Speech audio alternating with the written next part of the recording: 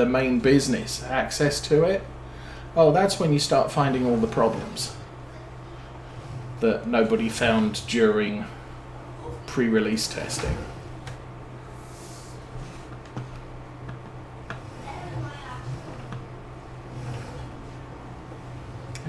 Okay, we've still got 20,000 here.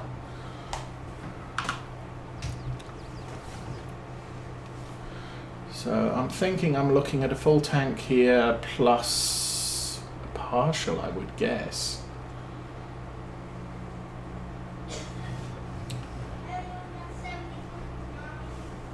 And that, you know, that whole thing, I understand why we really didn't see much in the way of Case IH tractors in Farm Sim 22 or Valtras. You sort of looked at it and it's sort of, where are all the Case tractors? Where are all the Valtra tractors? We only got the G, but the G was a mid-season release in 19, so it was up to the standards. And as I found out watching YouTube videos on Farm Sim, Valtra had pretty much released an entire new, for 2022, upgrades to all their existing tractors, which Giants mirrored in the sort of free pack that we got mid-year. So one of the throwaway things I found about the Valtra tractors is you don't have to, they don't have individual grease points like most farm equipment. They have a grease tank, and it, you know, they pump the grease around to where it's needed.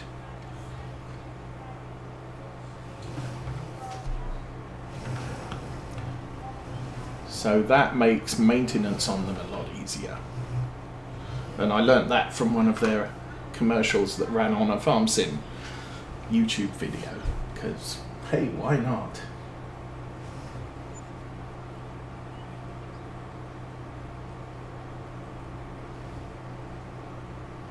Yeah, and I mean that's the thing that annoyed me about this Farm Sim 22. We'd had the Vicon DLC, Vicon Glenleathann DLC in 19, and almost none of that equipment was released on 22. And it's like, oh. But I liked that equipment. That was a really good set of sort of small farm starting equipment. And you didn't include much of any of it. But within the first month, we pretty much got all of it. The thing that annoyed me that annoys me with doing it that way is when you're starting a game save, you've got all of the base game equipment. And then you have to hunt through an ever-expanding list of mods to find what mods you want to add to the list. At least this time around with the Valtra tractors, with the Massey and Fendt balers, they're included as kind of base game equipment. But the Vicon equipment, the baler is a mod, and the cultivator's a mod, and the seeder's a mod. And so you have to find each of them and check each of them off. And when the Kubota DLC equipment mod came out, it was basically a rehash of the Glenleathann Vicon DLC, but everything was painted orange instead of red. So quite frequently that Glenleathann Tedder over there, I'm using that instead of the Vicon Tedder because, well, it's just easier to check one box on Kubota DLC equipment than it is to find half a dozen Vicon and Glenleathann individual pieces of equipment.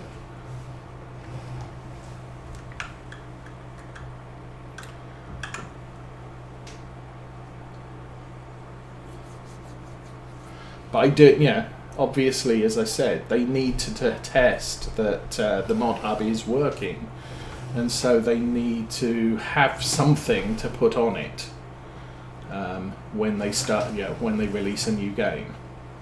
And so they do hold some things back, but it's kind of questionable. I don't know. You see, I was going to say it's kind of questionable why they hold back last year's DLC to release as a mod, as opposed to that's not what I want to fix. That's what I want to fix. £2,000, then it's 69%. He's a nice cheap tractor to fix. But yeah, it's sort of why are you not releasing for Farm Sim 19? Why are you not releasing the Big Bud as an in-game thing? Why are you? But you did release the Roper potato harvesting equipment or sugar beet harvesting equipment, whatever it was, in-game. But if the Big Bud tractors were so popular as a DLC, it makes sense in the first weeks of a new game being released that they're going to put out as mods the DLC they know people downloaded last time. And I'm guessing, the Roper DLC wasn't generally that popular. It was the last DLC produced for Farm Sim 17. It was a very limited amount of equipment. Now, it was a cheaper DLC than normal. But I looked at it and it was like, well, why do I want to buy that? Because, okay, it's only $5, but it's $5 for yellow potato harvesters, and I've already got red ones that do the same thing. And I don't do potato harvesting, so it's not something that I look at and say, oh, I've got to go out and buy it. And I do, at the moment, I'm generally buying the sort of the season passes, so it's not like that piece of ground's a little rough. It's not like I'm skipping out on any of the DLCs, but in the past I have looked at them and sort of I think I did buy the Big Bud DLC. It's brilliant DLC. I play on small farms in Europe and predominantly the UK, so Big Bud not really applicable for my types of farms, but I did pay for it. But there's other DLCs I've bought that I've looked at and said, I kind of wish I hadn't bought that because I'm never going to use it. And but if there is DLC there that, the first year, the Kern DLC I played in Farm Sim 17, oh yes, I wanted that. Because it was a whole rack of 3-4 meter equipment, pieces of equipment with a fairly low horsepower, and I'm going to use that on every farm, and so give me more of that. Potato sugar beet harvests I don't really go with them. Okay, you're going to sit there, are you? Not seeing anything going into it, but okay, we'll humour him.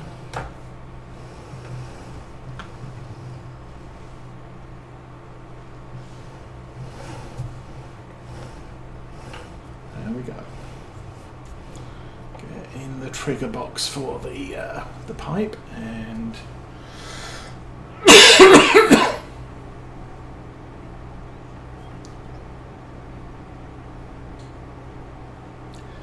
and so it's understandable. First couple of weeks you want the DLC that everybody bought, and probably the last DLC pack they released, there was the blue and yellow forestry equipment. Again, don't do much forestry, don't have any need for it, didn't use it.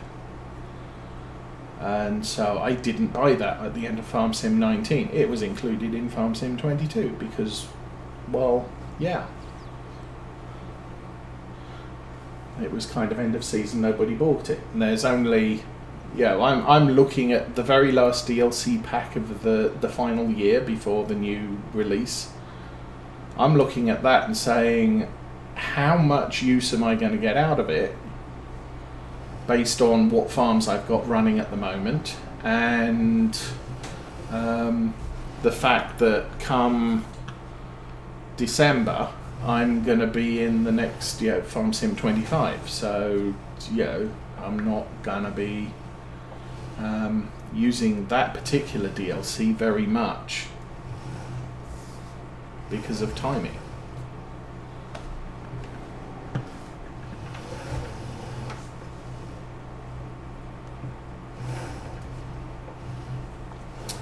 Anyway,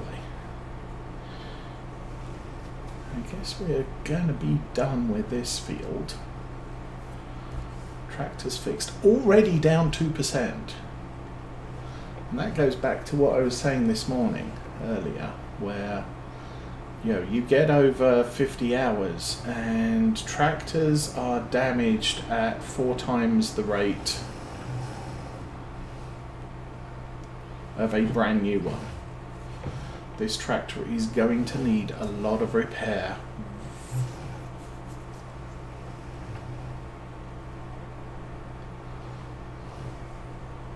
As it goes, but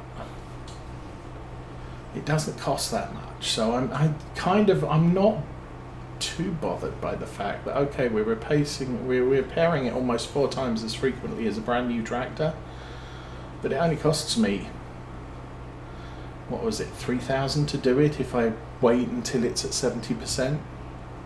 That's kind of reasonable.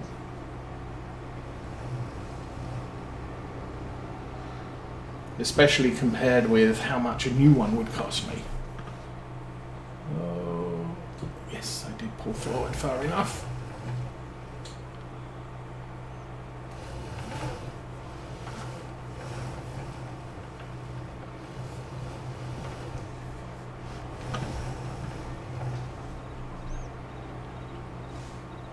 Depending on where we're going with grass cutting, at the moment Valtra is the way we're going. So, reverse drive capable tractors for our mower and rower. I kind of want to stick with the Valtra for now.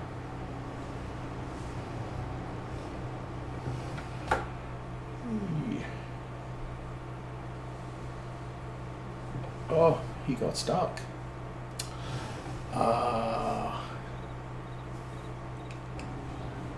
Oh, he got out. Okay, well, good job. I wasn't expecting that.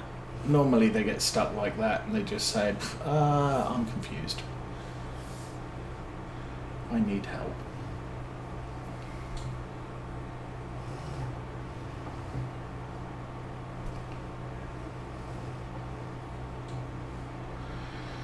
Anyway.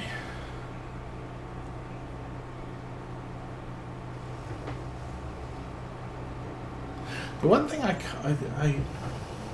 can't remember, I mean, we've been talking about the Glenleathann Vicon DLC pack from 19.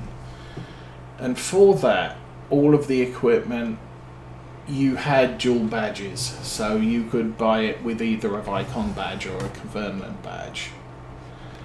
I think the mods they released, they didn't provide that level of variety. Can't remember if I've got any Vicon equipment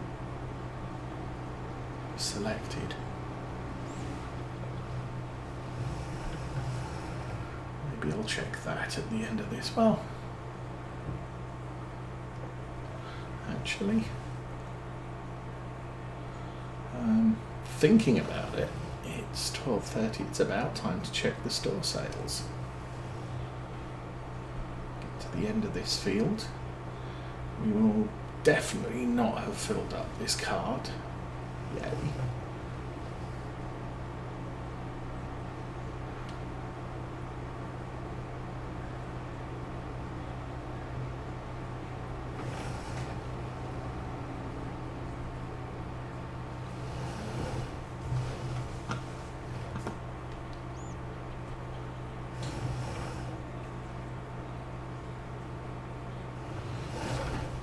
we hit the detection box on the pipe, so...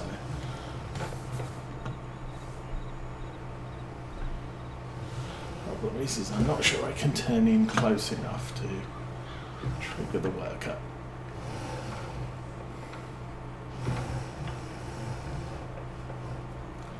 But I'm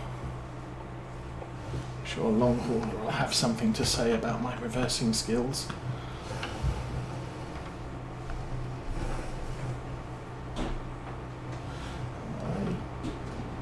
And round we go again.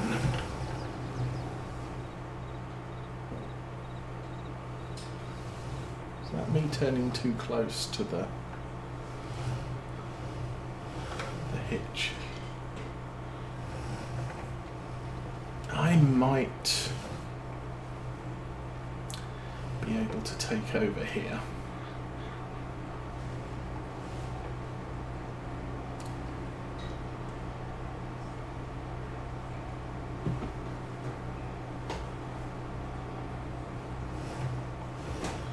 Okay, let's jump to... no, stop. Thank you.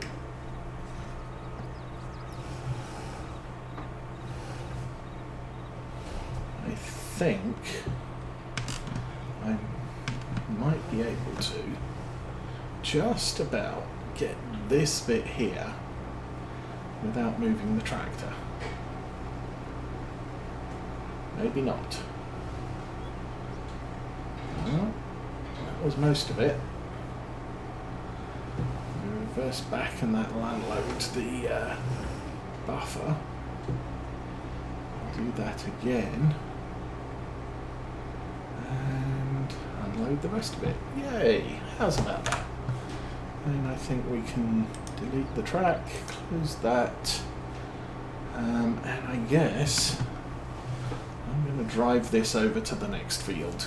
Let's fold up the things and fold up the other things. Whee! Alrighty. Oh, this is slow. Boy, 15 miles an hour. I think I might be able to just do this. Once it's done the save. Set destination. I'm going to set it to there. Oh, it says it's going. And it is. Okay, I'm going to take a quick break. I'll be back in a couple of minutes.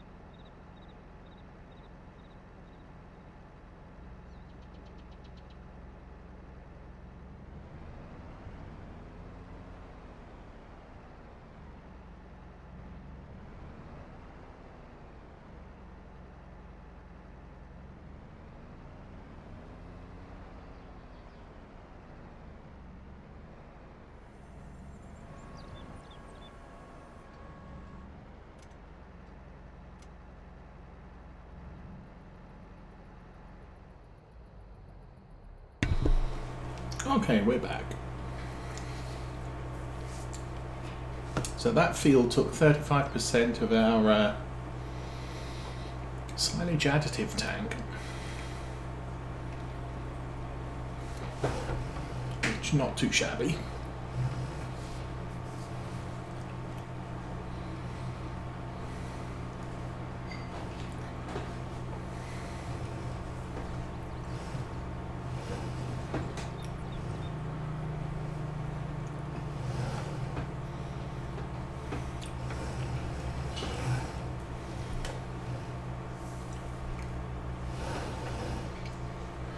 Now the other thing this week,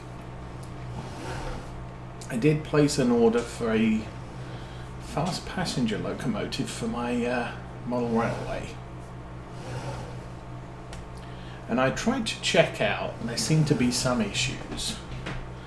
I was like, okay, fair enough, we'll see how it goes. Then I got an email from them, automated email on Sunday night saying, oh, your order didn't go through, you need to pay for it. So I went back to the website and I tried to check out again, and in the process I managed to pay for the original order, generate 2 clones of it and pay for one of those. A little bit annoying. So I had to call England on Monday. Had a chat with a very nice guy from the model shop, and he sort of said, yeah, we've had some issues with the website, a lot of people have been highlighting it, and I've got my programmer on it. So we explained all the things, and he basically said, yeah, your first order is fine, but what you're seeing on the internet is incorrect. So he generated and posted or mailed me or emailed me a new invoice saying it was paid, so that's good. They corrected the address because somehow I'd ended up with a UK address, not a US address, and confirmed the other 2 orders had been cancelled, and we got our refund from the second order on Friday, I think. So I paid for what I'm getting. That's now being processed, and because it's going to be a they're performing a couple of services on it, like adding a crew and what have you, so that's now going into their detailing department to get done, and it should be here in time for my birthday.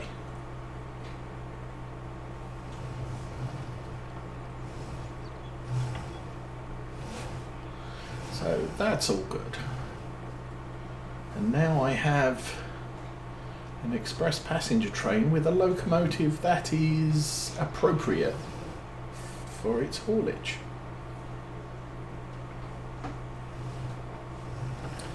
So unfortunately, most of the locomotives I'm able to get hold of at the moment because of current production runs are medium mixed traffic, so appropriate for passenger trains or for freight trains, not really appropriate for high speed express trains. Okay, we're going to put that there for a minute. I'm going to turn the engine off. I'm going to get out so we don't make it older. Well, it's getting old. Old is... I don't know why I want to be in construction. I do not. Old is a passage of time thing. Okay, so we have a auger wagon.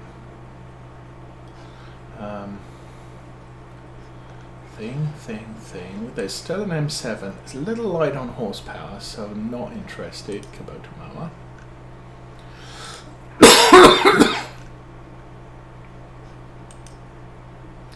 Porsche 4 meter cultivate disc harrow. Yeah, it's actually not bad. Fit Fabric 900. I wish I could afford that, but I can't. And that's as far as we got. So we now have a John Deere 340 horsepower planter. And this is a direct drill.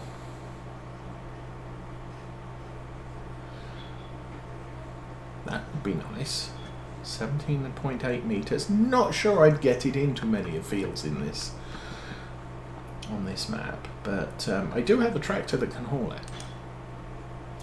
And then a potato and thing. And it will create pallets of potatoes and sugar beets. I've done that in the past. Not recently, not inclined to do it anytime soon. Okay, let's... Very nice. Jump over to here. Oh, I think I actually did a little bit of work. I might have run out with the lime spreader.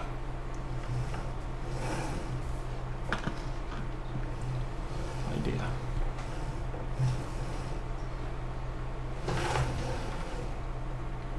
So this was part, it's not a double pack, but it was produced at the same time. This is the Renault version of an older Claas Act.